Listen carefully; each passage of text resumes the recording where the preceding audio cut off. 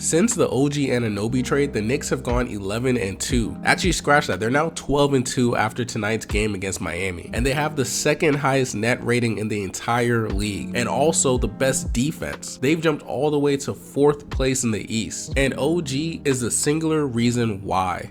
The modern NBA is a game dictated by the wing position, minus a few outliers. Look at Tatum, Giannis, LeBron, Kawhi, Paul George, Jimmy Butler. 90% of the time, the team with the best wing scorer / defender is going to win. Since the trade, OG is averaging 15 points and 5 rebounds, shooting 50% from the field and 41% from 3, with lockdown defense obviously, with the Knicks having the #1 defense now. And since the trade, it looks like everyone is just a little bit more locked in on that end. But how good are the Knicks now? Well, they have the best net rating in the NBA currently, which is really good, but really bad at the same time. This best rating comes with their starters, Jalen Brunson, Dante DiVincenzo, OG Anunoby, Julius Randle, and Isaiah Hartenstein playing way too many minutes. Since the trade, the Knicks are dead last in bench unit minutes. They lost 33 points per game when they traded RJ Barrett and Emmanuel Quickley. So there's a lot of offensive load that Brunson and Randle are going to have to make up for. Brunson is all the way up to 40 minutes per game, and Randle is up to 38. And that's very worrying with pretty much half of the season left to go.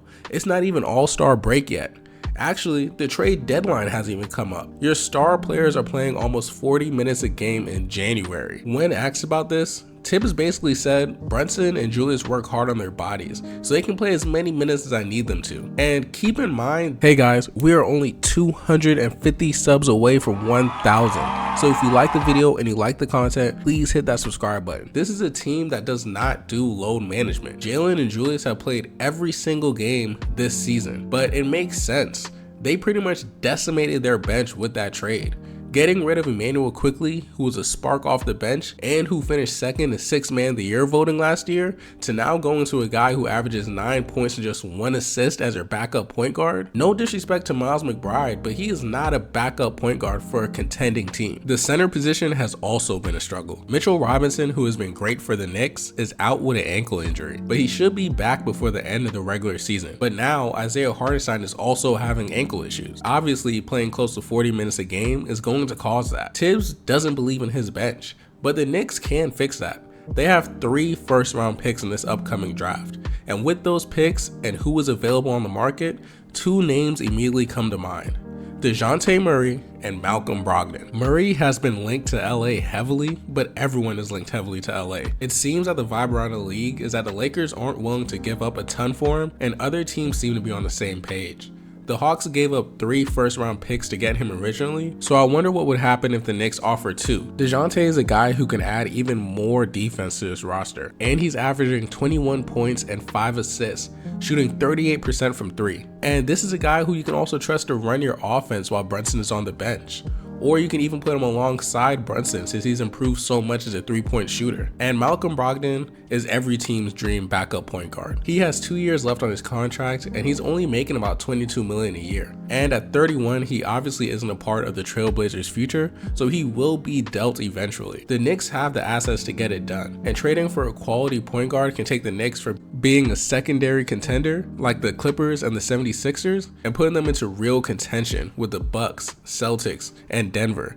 I have full faith that the Knicks front office will be able to fill out this bench by the deadline, but the thing I have much less faith in is Julius Randle being consistent in the playoffs. Last year was only his 2nd playoff appearance in his career. In the regular season that year, he averaged about 25, 10, and 4 on 46% from the field, but that all changed once the playoffs began.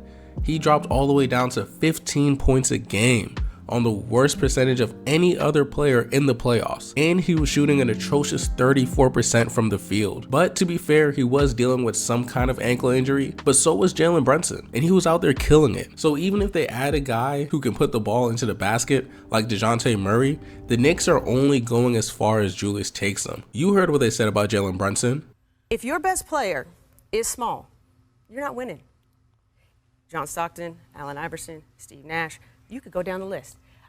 Steph Curry is the only, but he's not that small. As great as Jalen Brunson is, it's true. The only 6'2" guy I can think of that's won a championship as a #1 option is Steph Curry. Brunson is really good, but he is not Steph. Like I said in the beginning, this is a wing league. We'll see if the playoff lights are truly too bright for Julius Randle, but for now, I'll put the Knicks as a tier 2 contender. But if they can fix that backup point guard position with real talent and not a buyout market Kyle Lowry, then I'll have them in contention for the real thing.